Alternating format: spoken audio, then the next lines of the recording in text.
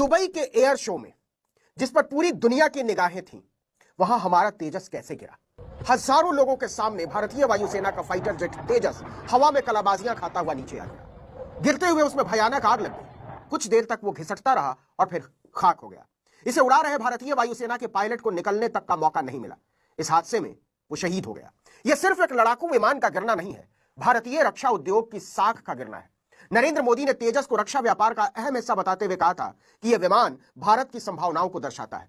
वो संभावनाएं क्रैश हो चुकी हैं, क्योंकि तेजस किसी युद्ध में नहीं गिरा है, किसी विषम परिस्थिति में भी नहीं गिरा है। साफ और खुले आसमान से नीचे गिरा है तेजस, वो भी एक डेमो में, यानी प्रदर्शनी में। भारतीय समय के अनुसार लगभग 3:30 बजे अल मक्तूम एयरपोर्ट पर तेजस डेमो फ्लाइट ने उड़ान भरी। वीडियो में दिख रहा है कि तेजस अपने डेमो रूटीन के दौरान सामान्य उड़ान भर रहा था, लेकिन अचानक उसकी ऊंचाई कम होने लगी और वो तेजी से नीचे गिरने लगा। उस समय हजारों लोग इसे देख रहे थे और सैकड़ों लोग इस उड़ान का वीडियो बना रहे थे। दोपहर के समय होने वाले डेमो के दौरान सबसे ज्यादा भीड़ होती है। साल भर के भीतर वायुसेना का तेजस जेट क्रैश होने की यह दूसरी घटना है। इसके पहले 2024 में राजस्थान के पोखरण में युद्धाभ्यास के दौरान इंजन फेल होने की वजह से तेजस क्रैश हो गया था, लेकिन उसमें पायलट की जान नहीं गई थी। मार्च 2024 में हुए तेजस के उस क्रैश में पायलट ने जेट से खुद को इजेक्ट कर लिया था, लेकिन इस बार वो ऐसा नहीं कर पाया। विदेश की धरती पर तेजस के क्रैश होने का भी ये पहला मामला है, वो भी एक अंतर्राष्ट्रीय प्रदर्शनी में।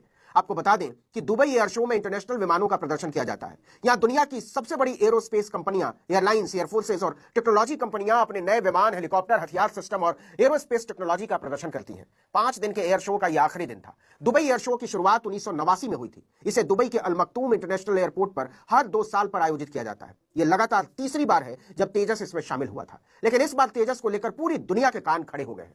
इस हादसे का महत्व इसलिए भी बहुत ज्यादा है कि खुद प्रधानमंत्री नरेंद्र मोदी भी तेजस में उड़ान भर चुके हैं। उन्होंने 25 नवंबर 2022 को बंगलुरु में तेजस फाइटर प्लेन में उड़ान भरी थी। किसी भारतीय प्रधानमंत्री की फाइटर प्लेन में यह पहली उड़ान थी। तेजस में उड़ान भरने से पहले मोदी बंगलुरु स्थित हिंदुस्तान एरोनॉटिक्स लिमिटेड भी पहुंचे थे। हादसे के बाद भारतीय वायुसेना ने लड़ाकू विमान क्रैश होने के कारणों की जांच के लिए कोर्ट ऑफ इंक्वायरी बैठा दी है। कुछ रिपोर्टों के मुताबिक पायलट नेगेटिव जी फोर्स टर्न यानी ग्रेविटेशनल फोर्स टर्न से रिकवर नहीं कर पाए। इसके चलते विमान नियंत्रण खो बैठा। वीडियो में साफ दिखता है कि तेजस सीधे नीचे गिरता जा रहा है और इसमें कोई ग्लाइडिंग नहीं दिखी, यानी रिकवरी फेल रही और विमान फ्री फॉल में चला गया। अब समझिए कि यह जी फोर्स टर्न होता क्या है। इसका मतलब होता है जब विमान अचानक नीचे की तरफ गोता लगाता है तो शरीर पर गुरुत्वाकर्षण के उल्टी दिशा में जोर पड़ता है। इस वक्त पायलट को लगता है कि वो सीट से ऊपर उठता जा रहा है। सिर की ओर खून का प्रवाह तेज होने लगता है, जिससे चक्कर और धुंधलापन आ सकता है। ऐसी स्थिति में कुछ सेकंड में विमान का कंट्रोल वापस हासिल करना मुश्किल हो जाता है। लेकिन दावे के साथ यह बात हरगिज नहीं कही जा सकती, क्योंकि विमान को उड़ाने वाला भारतीय वायुसेना का एक ट्रेन्ड पायलट था, जो कठिन से कठिन परिस्थितियों के लिए तैयार किया जाता है। और दुबई एयर शो में तेजस की उड़ान को किसी भी तरह से कठिन परिस्थितियों की उड़ान नहीं कहा जा सकता। एक थ्योरी यह भी सामने आ रही है